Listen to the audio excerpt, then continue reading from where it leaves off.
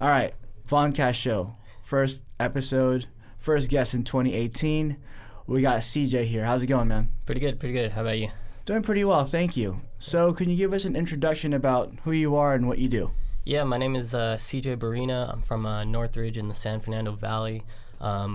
Basically what I'm known for is I own a Collective Lifestyle, which is a streetwear store on Reseda Boulevard. And our purpose is to provide fashion, music, art, and live events for the Valley. Very cool, man. How did you get started and where did it all begin? Basically, when I was a kid, I used to play basketball. That was like my main passion in life. But there was a point where I thought DJing looked cool. I'd always see it, like I'd watch the And One mixtapes, and I'd see these DJs in the background, like on two turntables and a mixer. And basically, I got started with DJing. Basically started like my own mobile DJ company, and eventually that led me to like the clubbing industry eventually when like I turned 18 and I became a promoter, and then I just looked up to all these brands, and basically one day I was like, man, I got to start my own thing one day, and that's kind of how it all got started. Very cool. Who was your favorite And One player? Because I used to watch it too. Dude, what's that guy's name? I just know Ayo, Hot Sauce. Yeah, Hot Sauce. No, I know what it is. The Professor. Yes. Yeah, it's cool. Have you ever been to an And One? Nah, I have not. A long time ago when they had them in Venice, I walked by one. It's pretty cool. I mean, like, I used to watch those. I was into basketball myself. I was a Laker fan up until they stopped winning, but I was super into it, and like, I played basketball in middle school. I got cut in high school because I wasn't that good. But yeah, basketball is a big thing, man. Like, did you have any favorite players in NBA? NBA, dude, I always looked up to the small guys. So I was, I was a big fan of Allen Iverson, Earl Boykins, and then I became a fan of the entire Denver Nuggets team. Okay. When they had Carmelo, J.R. Smith, all those guys. So yeah. That's basically who I looked up to. Nice. Yeah, I was just a super diehard Laker fan. I was from the Bay, and it was kind of tough when like the Kings were in the playoffs, or any other team. I'd always pick the Lakers. I always like Kobe and Shaq. Yeah. All right. So the DJing thing, man. Let's see. So you said you got into because of N1 and you had a mobile company. What was that like? Yeah, so basically I started like a mobile DJ company where you're like DJing at parties and stuff like that. My first 3 years I only got like 5 gigs my first year, 5 gigs my second, third, same thing, 5 gigs, and then my fourth year I blew up. I got like a good probably got like 20 gigs that year. Oh wow. And then from there the rest was history. There was like some years where I was doing like 50 plus gigs a year. Damn. So average of 1 per week. Did you have an assistant to kind of help you carry all your crates and everything, or you just did it all yourself? No, I used to have some of my friends used to help me, but eventually things kind of fell through there. So lately I've been doing all the stuff by myself. Wow. Yeah. So were there any early DJs that you look up to, like, wow, this person's cool, or this DJ, I want to be like this DJ? Oh yeah. So I used to look up all these DJs when it was like in the MySpace days. So and usually these DJs were a little bit older, and usually it's the first one to have MySpace. So the older guys were usually those guys. So it's like DJ AM, DJ Vice, DJ Rex. Who, I don't know if you know DJ Rex. He's that guy. He used to be the marketing director at Acrylic, and he actually used to be my mentor. Really? Or he still mentors me today. But yeah, I used to work for Acrylic Clothing, and oh no way. He was my mentor. Wow. Yeah. That's pretty cool. Yeah, I mean, when I think of DJs, I think of obviously hip hop, like the Clues, DJ Clue, DJ Who Kids, and DJ all them. Clue, yep. But I know like a really amazing DJ is Filipino, DJ Qbert. Yeah. Oh yeah, DJ Qbert. I mean, his mixing abilities, his scratching abilities is amazing. I watched the DMCs back in the day. Yeah. Very cool. So, what kind of music do you DJ? I consider myself a party rocker, so I just do whatever the client wants or whatever the party needs. But I am raised on hip hop, so hip hop is first and foremost. But dude, I could do mashups. I could do house, EDM. I could do rock. I could do country. I could do a little bit of everything. So how do you gauge what kind of music you play or what kind of track you play at parties? Like, do you start off with like all the bangers first, or you kind of just let it build up? Yeah, so usually you start slow. You wanna get some old, not oldies, but like some of those old school tracks. Get them some little, take them back a little bit, get them in the mood. Get them moving a little bit, and then you want to build up and go faster as the night goes on, and then later on, like let's say you're just doing any open format party. By the end, you're playing EDM and everyone's raving and stuff. So, yeah, it's pretty dope, man. Yeah. Do you like it when people come up to you and go, "Hey, can you play this song?"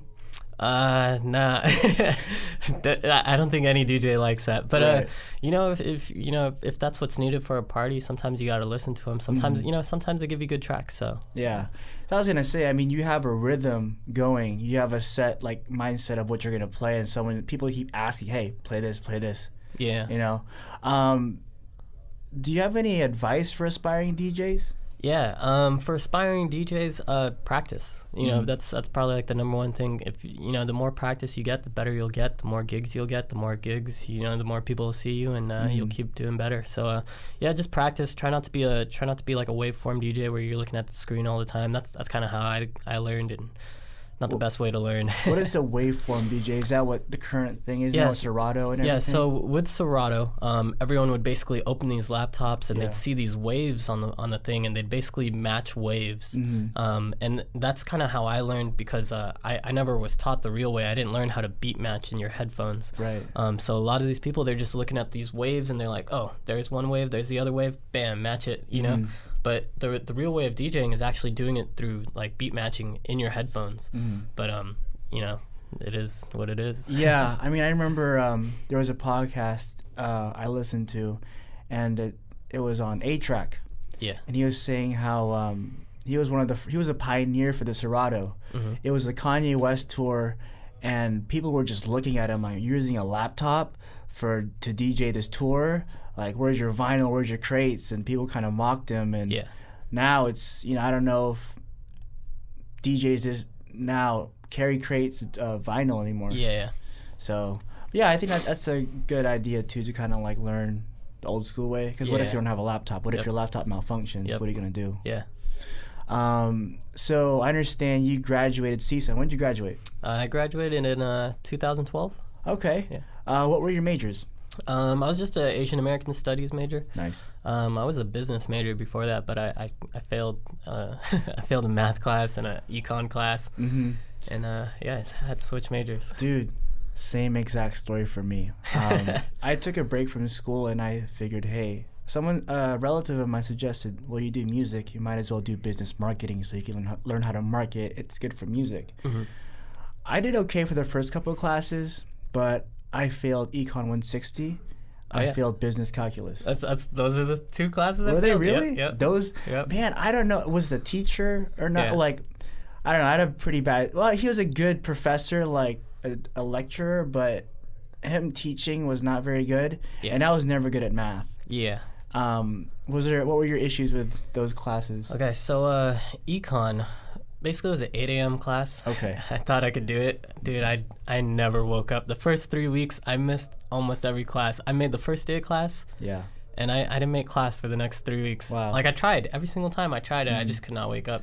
But math, so I'd either go there and I'd fall asleep, or I'd, because it was, like, so boring, Yeah. Or I'd go there and then I'd wake up and, I'd pay attention, but I couldn't get it. Yeah. And the thing is, it's like, what do you need this stuff for? I run a business and I've never seen any of these math formulas made, or like I've never seen them used. Like you don't need that in business. What is it? I mean, business calculus. I mean, it had like, I don't even know what they were, but yeah, I never parabolas and yeah. I mean, I guess if you're into finance, but I mean, you deal with finances. I don't know.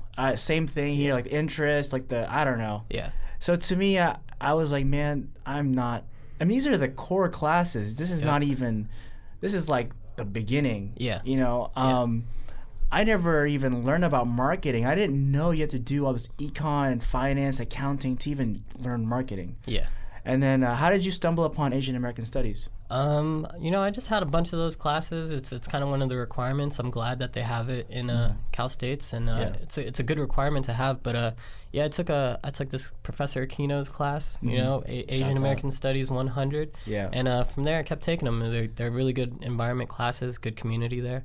I agree. But you learn a lot. So yeah. For me, it's kind of similar. I took my first Asian Am class as a elective, upper division elective. While I was taking my business classes. It was Asian American women. Oh, this is kind of cool. And then same thing for when I took the econ and business calculus. The Asian American class is the only one I passed. And I developed a passion for it, assuming like you did. And then, I just went from there. I switched. Yeah. So how did learning Asian American Studies or taking these courses influence your business? Because everyone always says, well, what are you going to do with an Asian American Studies degree? Yeah. So, with any degree, you don't need that degree to get into that field. What it really matters about is experience at the end of the day. But how Asian American Studies did influence my business is Asian American Studies, it's like all about the people. It's the people versus, the oppressor.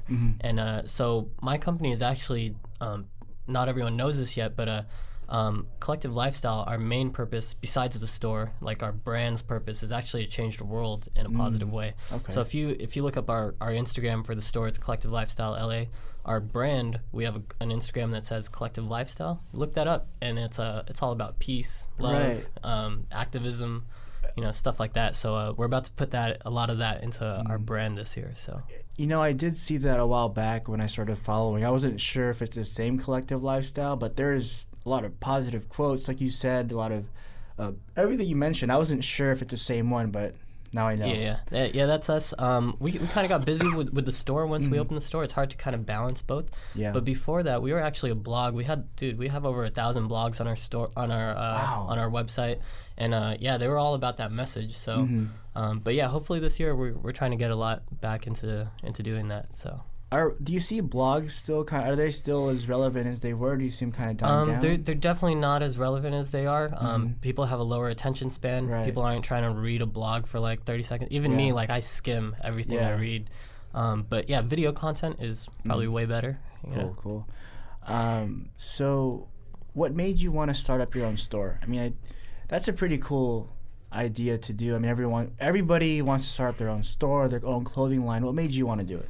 When I was working for acrylic, I was doing all these really cool things that I've never done before. I was going to nights where there was DJs, there was b-boys, there was freestyle sessions, there was you name it. Like I was going to it. But the thing is, every single time I would go to this thing, I would go over the hill, over the valley. Like I'd get out of the valley, I'd go into LA or the San Gabriel Valley, and then every single time I would drive back and I'd be going over the hill, and I'm like, dude, there's nothing out here in the valley. There's no one in the valley doing this. That's true. And, if you're a business, the best way to have a business is to solve a need. I don't think there's a need for clothing in the valley, but I do think there's a need for the music, the art, the live events. So that's why that's in our purpose. Most stores, their purpose is, hey, I'm here to sell some clothes and that, make my money. Yeah. Yeah, and that's not our purpose. Yeah, because I agree. I was going to say, there's nothing like this. I mean, I don't get out much, but this is the first time I've seen a store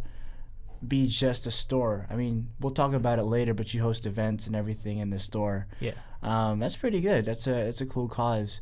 What's the reason behind the name Collective Lifestyle? So Collective Lifestyle is it's kind of like, the world is a collective. At the end of the day, it basically means that we're all one, we're all connected. That's kind of what it cool. is. Yeah, it's a cool name. It's good meaning to it, and I like it's kind of catchy. There's no other name like that. Yeah. Could you go through the process of starting a store? I'm pretty sure. I mean, people want to start a store, but like what are the steps to doing it? So the first one is just make sure you have a valid business. Okay. Yeah, like before I did this, I would go I would literally go into every clothing store for like about 2 years, and I was just always looking like what they did, what was different, like what's gonna separate you from like a Zoomies or a PacSun, and then just make sure it's something that your community needs. You know, like we had Primitive, you know, on Ventura, and we had some other clothing and skateboard stores, but still I felt like there was still a need for that fashion. Like there's no boutiques selling streetwear to kids and to teens and to college kids. So just make sure there's a need, and then the next one is like start. You know, if you're gonna do it, commit to it. You know, a lot of people come up with ideas, and then next thing you know, a month later they're like, nah, I don't have the money for that, or nah, I just found cryptocurrency. You know, I'm gonna get into that. But yeah, commit to it, and then make a plan. Make a strategy. Make sure it's a good one. Make sure it's thorough. Check your numbers. Check your facts. If there's like a question that you don't know and you need to know it, find out the answer. You know, there's so many. You know, all these things are just problems, and we just need to find solutions to it. So yeah, come up with a plan, and just at the end of the day, just execute. So when you're opening a store, like I came up with a business plan. I needed to find a location. I found the location. I needed to find the funding. I found the funding. I needed to get the clothing brands. I got, and just at the end of the day, just go in and do it. Make a plan and execute every single day. You know. I'm trying to think back. I lived here for 11 years, but I can't even remember what Collective Lifestyle used to be. What was that building? Or I think it was like a gold store or something. They're selling gold or something like that, or rugs. Yeah, was it difficult acquiring that property? Like, I want to own this business, and did the people who own this area, did they take you serious because you're a lot younger, imagine, than the other people who own stores? Yeah, it's difficult in the fact that like you need to come up with credit reports, and you need to get all these forms, but it's like, getting those credit reports and forms, that's like getting anything else in life. You want to get a car, you need to fill out some forms.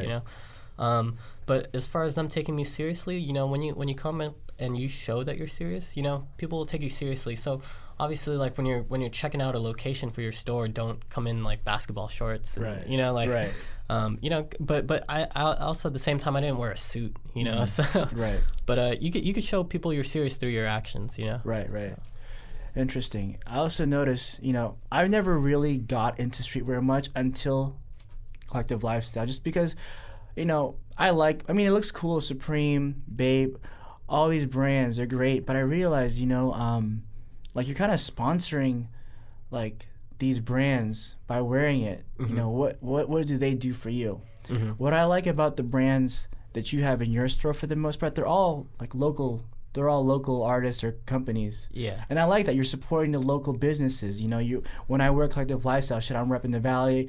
I lived here for 11 years. I love it when I buy the other items there. I know they're Valley made, like the San Fernando Valley clothing. Yeah. What made you decide to get like local clothing brands? Yeah, so obviously, like, if you're doing something like this, you do need to foster like the new up and coming emerging community. So like, we're not always trying to carry like the big guys. We support the underdogs too. Yeah.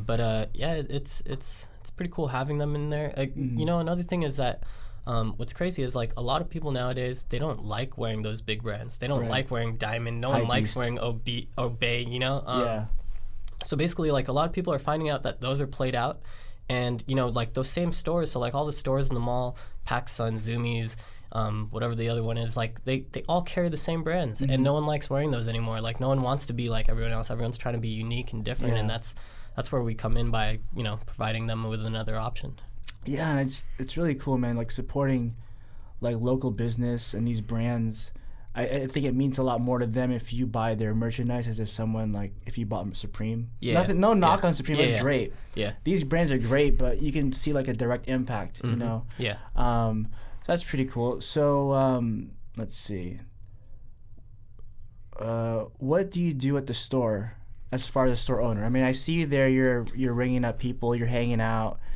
As a manager, owner of Wood. What else do you do at the store? So at the store, I had to do a lot of things. So basically, like, one thing I do is buying. So I had to pick out the stuff in there, even the women's stuff. I'm a guy, and I pick out, I'm picking out women's clothing. Usually, I have some help though. So shout out to my women's buyers. But I do buying. I had to deal with all the government stuff. So the taxes, the accountants.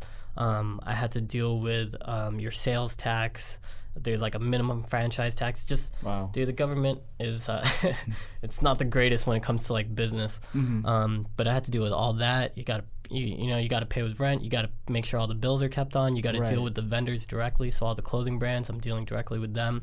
And then at the same time, I'm also booking events, working the events, and then I'm also, at the same time, I'm trying to sell clothes, and then trying to run the e-commerce store, and at the same time, trying to just grow it all at the end of the day. Do you have assistants or an assistant, like an assistant manager? Because you're doing a lot, man. Usually I actually have a personal assistant most of the time, but I currently don't at the moment, so I'm hiring if anyone's listening and wants to apply. But usually I do have a personal assistant. That's a lot of stuff, man. Yeah.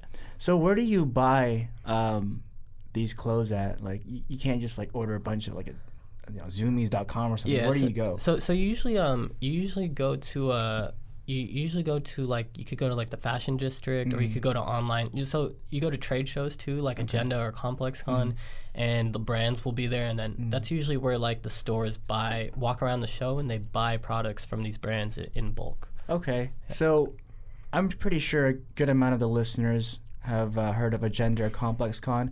Can you tell us your experience at these trade shows? Yeah, so so Agenda, most people, they don't know this, but Agenda is like a business-to-business show only. So it's actually closed to the public. A lot of people think like, oh man, that's so cool, I'm gonna go next year. But it turns out you can't, no one can just go in like that. But ComplexCon is actually the consumer version of that. So if you do want to go to Agenda, just go to ComplexCon. It's the same thing, but it's made for you, the consumer, instead of for the stores. Another one is Agenda actually just came out with Agenda Festival this last year, and Agenda Festival is basically the first 2 days is actually Agenda, and then on the third day they make it Agenda Festival. So you're basically seeing Agenda but after, like they just switched up a little bit. They throw in a music festival there, and then basically they have that. But that's kind of what they do. Cool. So how do you decide to pick out what brands, and then how do you get in contact with the company, and do they usually reciprocate and call you back, or how does that work? Yeah, so we usually try to get unique brands. We try to get brands that aren't played out. So we're getting like smaller brands that most likely you're not going to find in those stores in the mall. So we're trying to get like Dope or Benny Gold, or like sometimes we carry Antisocial in the store, stuff like that. And then of course, like your local and emerging brands that most people haven't heard of. If we see it on Instagram and your stuff is dope, we're gonna take you. We're gonna contact you, and we're gonna try and pick you up in the store. Right. Yeah. Okay, so do you have any people you look in the fashion industry or streetwear industry that you look up to? Yeah, definitely all the guys at Acrylic. They definitely have like shaped and molded my mind. Like there's this guy, his name's Mike. He's the founder of Acrylic. He's a designer, dude. He kills his designs. They're pretty dope. And then the other owner, Van, he's actually the founder of Raiden Fader. Have you heard of that? Yeah, he's Raiden Fader is the portable DJ faders that you can scratch with. Wait, you know what? This sounds kind of familiar. Yeah, so he started that as well. And then DJ Rex, who was doing marketing for Acrylic, dude, he was killing the marketing game there too. But other than those guys, I look up to Bobby from the Hundreds, Nice. Shepard Fairey from Obey, Aaron Levant from Agenda, Miles Canares from ComplexCon, a little bit of everyone. So yeah. What about these individuals do you look up to? What traits or what characteristics do they possess that you want to emulate to a certain degree? All these guys, they just kind of went out and they made their dreams happen. You literally start with an idea and you come up with it, and then you just execute on it, and that's what all these guys did. They just made sure that they did whatever they had to do to be successful. Right. So yeah, that's why I look up to those guys. Nice. So you also decided to become more involved with local politics. Can you go into that? Yeah, so basically, there's a lot going on in the world today, and sometimes you could think like most people, they're out there, they're trying to like follow their dreams and stuff, and then they're also trying to get money. They're also in this rat race, but at the end of the day, we all die in the same graveyard. With the same amount of money that we came in. Like you don't leave with your money. Right. You don't leave with your cars. So you got to think like money isn't everything at the end of the day. There's a little bit more than that. So what is important is probably like the impact that you leave on this world. Yeah. And the world is going to shit right now. You know, we got Yeah. Donald Trump in office. The Yeah. Congress is fucking up. But basically, you know, if it's up to us to make like an impact on the world. So that's kind of what I want to do. Yeah. So again, like Collective Lifestyle's purpose is to change the world in a positive way. That's my personal purpose as well. You know, I mean, like I still have a store and I got to try and make money and stuff like that. So it's like a balancing act. But at the end of the day, what we want to do is we want to change the world in a positive way. So I've been working with like local politics. Like I've been hosting events at the shop. Like some people that are running for grassroots politics, like Encore Patel, who's running for assembly member out here in the Valley, John Pelzer, who's running for congressman out here in the Valley. I've been hosting like their meetups and their meetings at the shop, and then we've even been having like progressive politics meetups at the shop, and then even like the San Fernando Valley Cannabis Coalition, who's trying to like change people's opinions on cannabis, like because there's such a negative stigma against cannabis, but dude, it's just a plant, and it was made for us. We have cannabinoid receptors in our body that are only there to receive, you know, cannabis. You know. Yeah, I totally agree. Let's see. So, can you tell us more about like what?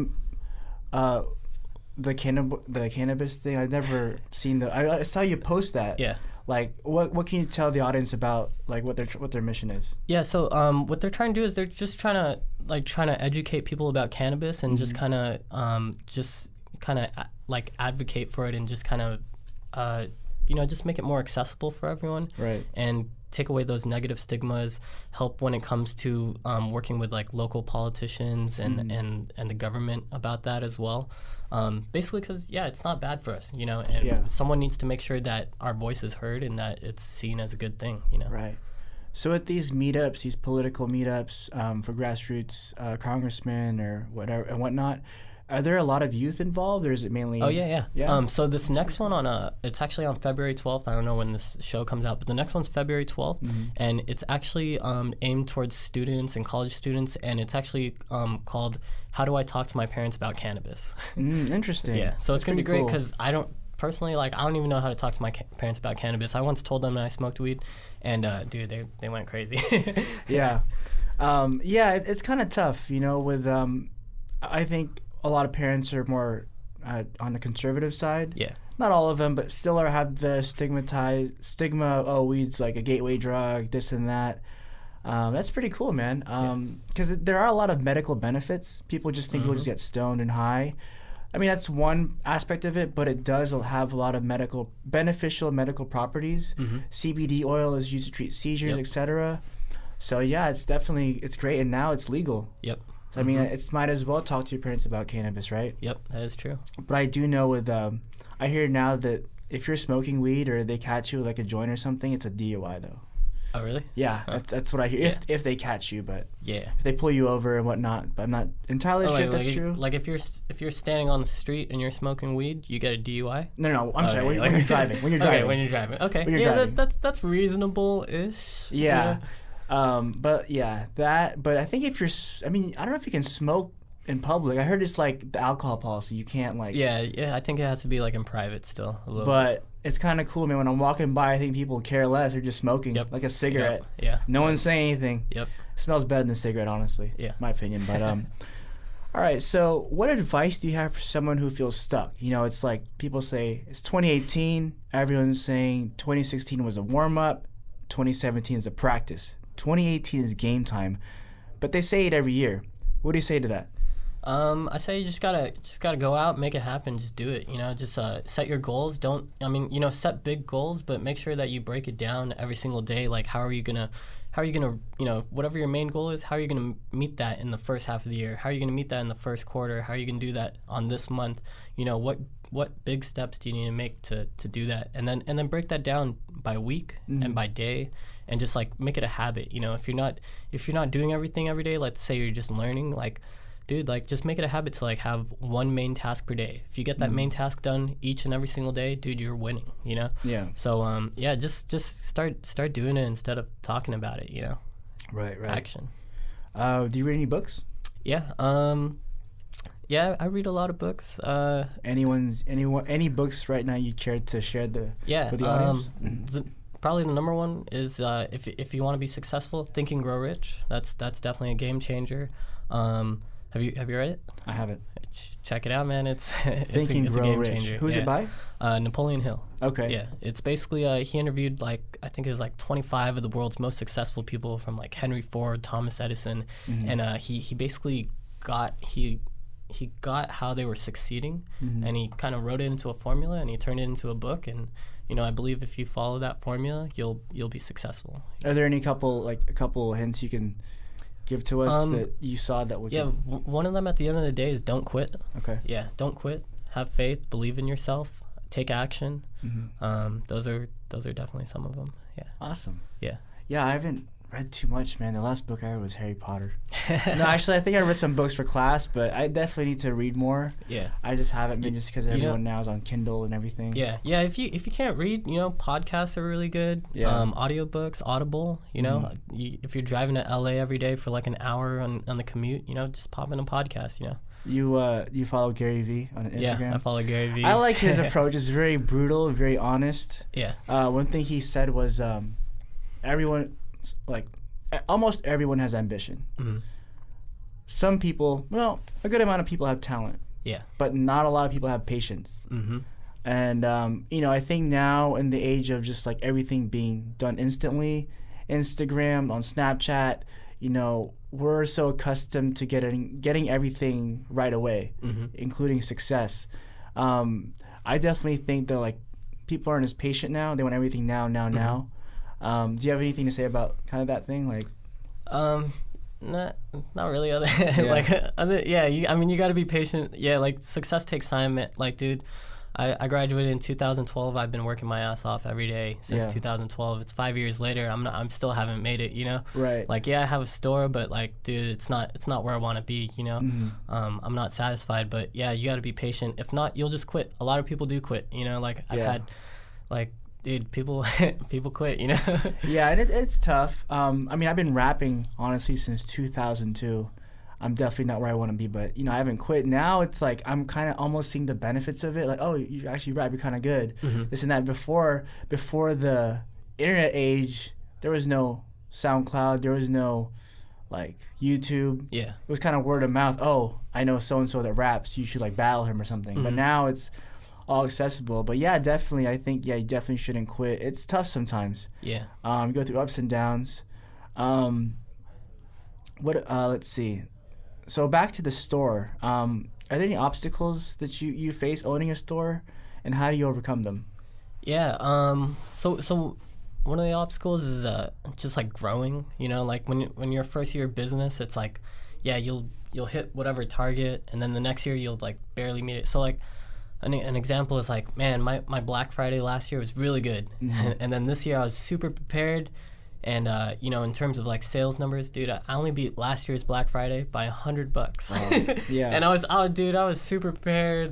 Dude, I was doing everything right. Right. And that needle can only push so far. So one of it is growth, but again, that's patient. You got to be patient. You got to be persistent, and you just got to keep at it. You don't have to know how you're gonna do it, but you just got to know that it'll happen. And one day, right. One day your work will, definitely, it'll pay off. Yeah, I noticed that too. I work in retail. I work in retail still, but sales are going down. A lot of it is going through online stores. Yeah. Everyone's shopping Amazon. No one wants to go to stores. When people think of Black Friday shopping, they think of people getting trampled, people being rude, people getting tasered. Mainly only in appliance stores like Best Buy. But still, when I think of retail, I think of midnight. Everyone's at the mall. Yeah. Do you see, you said that your sales kind of went down for Black Friday in the physical store. Do you see it go up online? Yeah, it's this last year it's going up online. So yeah, definitely. Yeah. All right. So, what was your family supportive of your endeavors when you told them, hey, I want to be a DJ, I want to own a store? When I was trying to be a DJ, I guess so, a little bit, a little bit. I told them I wanted to be a DJ for a career, and then that's when they were kind of What did they want you to be? Nurse? Nah, they No? didn't tell me what they wanted me to be. That's cool. You know, they just, but yeah, it wasn't that. But when I graduated from college, there was this one day where I was like faxing some papers, and my dad's like, "What are you doing?" And I'm like, starting my business. Yeah. And then like I heard him like he either like laughed or some sort of smirk or something, and it was kind of like that, like, I don't believe you, you know. Right. But what you gotta do is if they don't support you, just show them, like every day, just show them like how hard you're working. Or like me and my friends, we'd always be like we'd be working in the back. I mean, we'd be kicking it, but we'd be working in the back of my house, and then my dad would always walk in, or he'd ask my friends, he's like, "You guys working in here?" Yeah. And I'd always be like, "Yep." And Yeah. he's like, but like, they don't always see that work, but one day, you could just open a store and be like, bam, that's my work, Right. Yeah. That's pretty cool. Yeah, because a lot of us, these more creative endeavors, it's kind of tough for our family to kind of support us, and it's tough for us too, because like, well, they don't support me, who's going to support me? They're like my backbone, so and so. Yeah. Do you have any advice on time management? A lot of us suffer with it. Procrastination. We deal with school, work. Some of us have relationships. Do you have any advice on how to improve time management? Yeah, definitely. One is stop watching TV. Okay.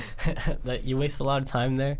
Either wake up early or stay up late. There's kind of like what those Gary Vee guys say. It's like yeah, you work 9 hours a day, and then you sleep 8 hours a day. That's 17, and you got what, nine hours left. Mhm. What are you doing with those 9 hours? Are Right. you watching TV, or are you gonna listen to a podcast, or if you're on the way to work and you're just stuck in traffic for an hour, again, are you just gonna listen to music, or are you gonna listen to a podcast and turn that into you can make use of your time? That's like an hour in class. Yeah.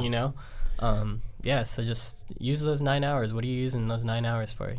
Yeah, man, I agree. I used to binge watch Netflix. Either I watched all the shows I want to watch, but I don't watch as much. And, when I get into like 4 or 5 episodes, I feel kind of bad. Like, damn, what could I be doing? So I just kind of keep myself busy. I do the podcast thing. I do music. I'm an assistant free musician. I help at the tattoo place once in a while. So yeah, I just try to keep myself busy. I feel like more productive that way. Yeah, definitely. I sleep early, sleep early, wake up early. Yeah. How about you? Dude, I'm all over the place. Yeah. It just depends. Some days I wake up early, some days I wake up at like 4 or 5. Some days I sleep at 3 and then I wake up at 11. It just depends. Oh man, I almost forgot to ask you. Can you tell us about the Reseda Blvd Summer series? It's been going on for a couple years now. Yeah. It's been going on for 2 years. The first year we had 4 events on Reseda Boulevard. It was kind of like a small little art walk with some music trucks, art vendors, businesses, and then we had obviously like the open mics. Right. So that was year 1. We had 4 events. The last event that year had like over 1,000 people. Over 1,000? Yeah. Wow. And then so for that one, we actually got like a $15,000 grant from the Department of Cultural Affairs to throw that. Wow. And then year 2, we pitched. You have to get less money because they assume your second year you're gonna be able to do it for less money. So the second year we got $10,000, but instead of pitching 4 events, we wanted to do 7 all summer long. So this year we added more. We added like classes and workshops. So we had classes like there was a class on like how to face your fears. Wow. And it was cool. Like this guy literally lit a block and he lit it on fire in our store and then he chopped through it. Whoa. Yeah. And then it was cool because he had these like acronyms for fear. So one is either face everything and run, it's false evidence appearing real. Yeah. So that's fear. Or the other one was what you could do about that is face everything and rise. I thought that was pretty cool. Cool little acronyms for that. Do you have any advice on facing fears? Yeah, face everything and rise. Nice. Yeah. Yeah, it's kind of tough, man, because most of the time, like 8 out of 10 times, these fears are in our head. They're kind of just, what's going to happen if I fail? What's going to happen if no one likes my product or my music? And you just kind of psych yourself out and kind of self-sabotage yourself. Yeah. But I just feel like, it's good to get out of your comfort zone. You gotta risk, try new things, healthy things, not like drugs or anything. Yeah. But I think it's a way to grow. I think maybe don't have such of a high expectation. I think that's one thing too. You have such a high expectation. Oh, I'm gonna get so many views on my music, or I'm gonna have such a big turnout. Then when it doesn't happen, you get bummed out. Yeah. But I just see it as like whoever's gonna show up is gonna show up. People are gonna like it. People are not gonna like it. But I'm just keep grinding. Mm-hmm. It's kind of like RPGs. Do you play RPGs like Final Nah. Fantasy? Okay. So in a sense, you kind of level up. You know, Okay. you like fight monsters and you like gain experience. The more experience you gain, the next level you'll get into. You know. Yeah. So I kind of see it like that. Do you have any other advice that you could give out that you think could be a lot helpful? Like in terms of what, Or just the kind of life kind of anything? thing, or any motivational Life advice. stuff. Let me think about that. Probably just do it at the end of the day. You know, Nike. Like just sometimes you just gotta do it. You know, make a plan. Make sure the plan works. You know, tell people about what you're doing. That way they hold you accountable, and that way you hold yourself accountable. Right. Share your work. You know, like if you're making a podcast, make sure you're posting it all the time. And just kind of show up every day, wake up early, you know, stay up late night, do the work, put in time, believe in it, and make sure you're always executing, changing. You know, Mike Tyson, they have that quote, you know, everyone has a game plan until they get punched in the face. Yes. You know, that happens all the time. Dude, I had a plan for this year, and then as soon as I executed, boom, I got punched in the face, and they're like, nope, you're not doing this. How do you rise from setbacks? Like how do you get back from those? You just gotta adjust, move quick, fail quick, and move and adjust. You know, just do the next thing. Just be like, crap, that happened. All right, what do I got to do to to offset that? You know, because a lot of times we tend to kind of linger in our faults and our mistakes. It's good to acknowledge them, but sometimes kind of just like stay in that zone where like, I messed up, and you pass opportunities that present themselves that you don't see because you're kind of being mopey. So back to the Reseda Boulevard Summer series. That's pretty cool. I've never seen that. I've never seen a store do something like that. It's kind of cool. It's like, I mean, not a mini Coachella, but it's like it's a thing. It's in the summertime. It's nice weather, and like a lot of people come by. There's like a lot of food and everything. I really like them. I've attended 2 years, performed a couple times. It's really fun, man. One thing that really I thought was cool was a ball pit. Somehow you managed to get like a small ball pit. That's pretty cool. That was a big ball. I mean, like it was small, but that was pretty big. It's bigger than this room that we're in right now. You know. That's pretty cool because I haven't seen too many ball pits. That's some '90s stuff, man. It's some Discovery Zone. Yeah. Like. Well, you know, it'd be crazy. I mean, I don't know what we could do with the listeners here, but yeah, hopefully people could talk to. There's a Council District 12 or basically like your local city, and what we're trying to do this year is actually shut down the street. If we could shut down the street, we'll get way bigger things than ball pits. So because you shut down you shut down from Noroff to Rayan, right? Or no? Yeah, we did that one. We didn't shut it down, but we were on the sidewalks. That's a huge distance. Yeah. You shut it down 1 year, no? Nah, we shut down parts of the parking lot. Right. Yeah, that's what we did. But that'd be cool. So who do you talk to? District 12? Yeah, Council District 12. They're like the people that basically run the city of LA for the valley. But they're part of it. Like they sometimes they want to hear like the community saying like, hey, we want this. Sometimes like people might oppose it, and that's right. what might hold us back. But enough people say like, hey, we want this event going on in our community. You can make that change, and that goes for like all politics. If you think there's something wrong in politics, dude, contact your local congressman and tell him like, hey, why is this guy still the president? Yeah. It's like crazy. I'm sorry, go ahead. Oh no, that's all I was saying. It's crazy. I did that with net neutrality. Yeah. I got responses from 3 people, Congress people. I forget who Tony Cardina's one of them. Senator Kamala, I forget the other person. But it was pretty cool. Wow, I got this email. It's like, from the California Senator or whatever. I'm like, holy crap, this is super official. Yeah. And it shows that they do care. I mean, I'm pretty sure they just insert like your name and like replace everything. But the fact that they replied back, it shows that they do care and they're like want to do something about it. Yeah. For the location of Collective Lifestyle, were you looking for? Did you have other locations in mind, or that was the only place? I did wanna go next to this Shogun Sushi. In Devonshire and Chatsworth? Yeah, so I was going there, and one day I pulled up, and I was actually gonna count how many people walked by, because that's big part of business is like good location is important. So you need to like walk, you have to like sit there and see how many people walk by the front of the store, or how many people go into the plaza. So one day I was gonna sit there in my car all day and count how many people, but the day I showed up, there was people inside and they had plans, and I was like, oh no, what's going on in here? So I ran up to the door. I was like, you guys building something here? And they're like, yeah, we're building a restaurant. And I'm like, fuck. Yeah. So basically the next one was Reseda Boulevard. Mayor Eric Garcetti, he actually has a thing called the Great Streets of LA, and he picked Reseda Boulevard in Northridge between Parthenia and Plummer to be one of the next great streets. So what they're trying to do is they're trying to create the next Melrose, Fairfax, stuff like that. But yeah, he chose that spot, and once I saw what they're doing, I decided to opt in, and so I signed that lease. And then so you'll see, like, shortly after me, some other businesses came in. Doghouse came in. Right now there's a neon arcade. I heard about that. Yeah, that popped in.